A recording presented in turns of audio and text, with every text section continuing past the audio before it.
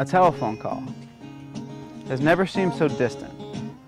Not when the man on the other end isn't separated by minutes or miles. He's close enough to touch, close enough to embrace, blocked by what I consider arbitrary glass in a cramped room that's not big enough for six.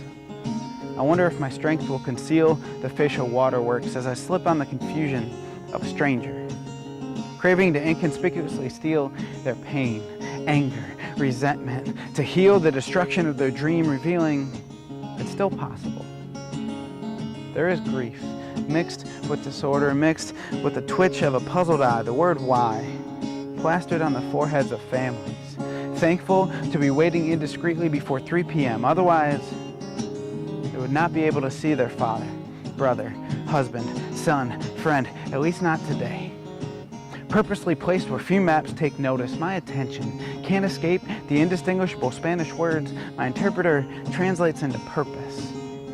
But I don't need her to translate the fleeting hope in their slouch shoulders, torment that can't be hidden behind eyelids. On the walls of their surprisingly simple waiting room hang warnings to control their children or be kicked out. Encased by a chain-link fence that never looked so sinister, barbed wire arranged to protect the outside world, curled up like a cannonball, blocking out sympathy, scanning the bodies of visitors for empathy, staring at this emotion like a neurosurgeon preparing to extract a tumor. Corrections Corporations of America, justifying unjust treatment of humans, explaining they just follow the rules, and these rules, at the bottom line, will never allow motivation for change. I see nervous wonderment flood the faces that line the room. Up until this moment, they have only been told they're unacceptable, rejected, unwanted. Finally, their faces transform into a brightness in their eyes as unexpected love is extended, unintended to take like so much else around them. Unconditional hospitality, uncomprehended by emotions overextended by travel, withheld information, and humanity's rights deprived by civil offenses. Perfect paradoxes, intermingled where newspapers rarely find the stories that I can't keep from bouncing around my thoughts like my skull is a pinball machine.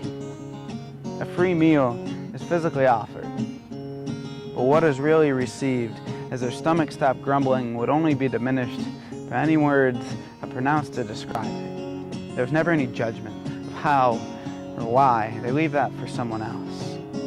The concern at hand is to alleviate the untranslatable emotions of the sojourner as they see their afflictions, hear their cries, know their suffering.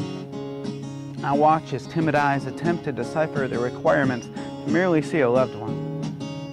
Still pondering the perplexing question of when, without warning, the cage that once held a man they knew has been emptied.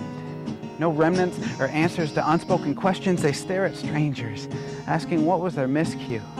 They thought in this country they could renew and revalue the avenue they were going through, and I witness unspoken generosity cover a multitude of wrongs. A homemade welcome sign, decorated as only Crayola can create, brings the driest tear ducts to water.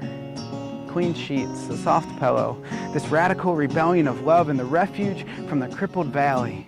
A mystical family forms. Beyond any category invented by man to separate or segregate, this bond, this connection, refuses to be broken because of nationality or an accident of latitude. The imprint of their creator is all we see.